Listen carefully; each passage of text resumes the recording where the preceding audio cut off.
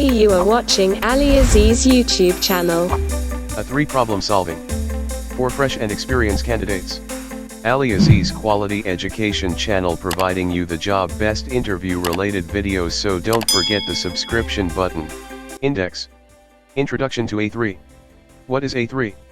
Why implement A3? How to implement A3. Introduction to A3 problem solving.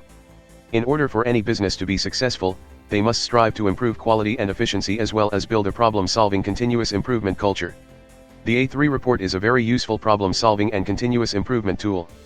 It was first used by Toyota and is quickly gaining popularity in industry today. Companies must start to view problems as opportunities for improvement. The A3 report format allows the entire problem identification, clarification, analysis, and resolution steps to be documented on one single sheet of paper. What is A3 problem solving? The name A3 is actually derived from a standard European paper size similar to 11 by 17. The A3 report is based upon the plan, do, check, act, PDCA, method. The PDCA process is sometimes referred to as the Deming wheel or Deming circle. The A3 report incorporates this basic premise to problem solving and continuous improvement. Why implement A3 problem solving? Some problem solving tools involve numerous pages of information, multiple charts and graphs, and lengthy reports. The A3 report format can be used to more effectively communicate all of the pertinent information with greater visual impact. While the A3 report is an effective communication tool, it is actually much more valuable as a problem-solving and critical thinking tool that can be used to drive continuous improvement. The A3 report fosters a problem-solving/continuous improvement mindset within the participating team members. It is an excellent tool for managers and supervisors to share problem-solving techniques with their teams. With resources being limited, completion of a formal A3 report may not be applicable to every problem. Its use should be determined based upon the size of the problem and its impact on the business or organization.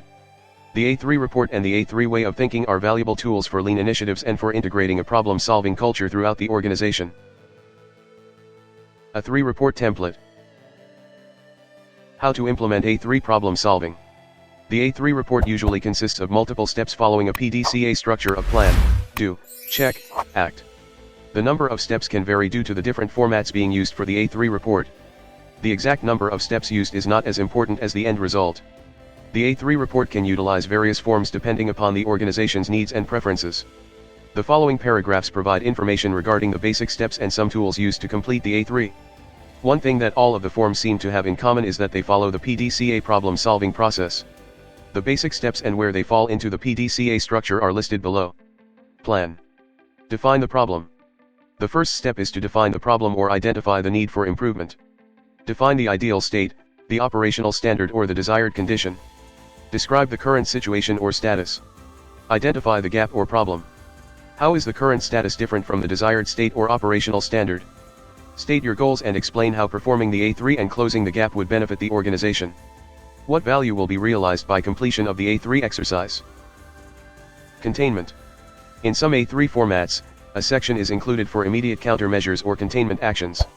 The purpose of containment is to prevent further problems from occurring or prevent the current problem from causing negative effects to other processes, products or departments. Break down the problem. Next, the team should break down or further define the problem. Ask any relevant 5W, what, when, where, who, why, and 2H, how many/how often, questions. There also may be more than one issue contributing to the problem or more detail required to properly address the problem. Prioritize the issues and identify the point of occurrence or escape point. Define goals. The A3 team should set goals regarding the improvement desired as a result of the exercise. This could include a percentage of improvement in process throughput, reduction in number of defects per unit or processing time. The goals should be specific, measurable, realistic, achievable, and timely. Many companies are adopting the SMART goal approach. Root cause analysis. The team should perform a root cause analysis, RCA, of the problem by using various quality tools. The tools could include, but are not limited to, data analysis or completing a cause and effect or Ishikawa diagram followed by a 5 exercise. Whatever method selected, it is important to get past the symptoms of the problem and down to the root cause. Countermeasures. Permanent countermeasures or corrective actions must then be determined to address the root cause. The countermeasures must be clearly defined, achievable by the person responsible, and have a due date. Corrective actions that do not have an owner or due date are seldom achieved. Do. Implementation. A plan for implementation of the corrective actions should be developed.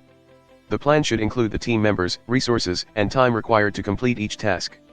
In some cases, support from outside resources or test facilities are required. Some countermeasures may require repair or replacement of tooling or other capital expenditures. Therefore, proper levels of management should be kept informed throughout the process to assure adequate resources are available for implementing any corrective actions. Check. Monitoring and validation. The A3 team should next confirm the effectiveness of the countermeasures.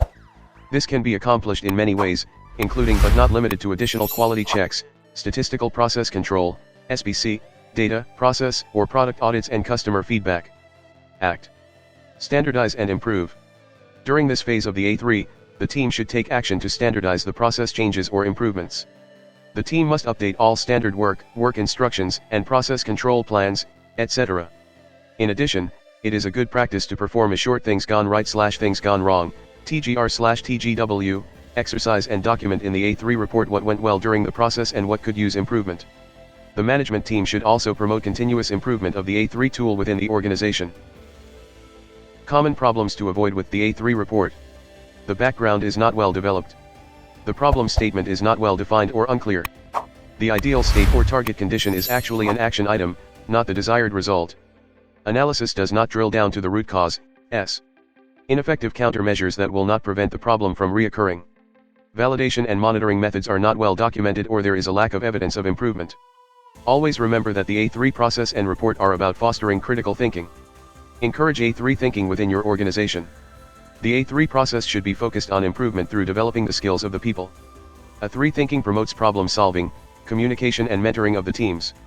The A3 report is an effective visual tool for driving improvement and promoting a problem solving way of thinking. The format can and does vary depending upon the company or organization. The format you select is not as important as the results of the exercise. As long as the form contains the basic steps for problem identification, root cause analysis, corrective action, and monitoring improvement or performance, it will be a very effective tool. The A3 report has its roots in the automotive industry but is branching out into many different applications and industries from manufacturing to healthcare.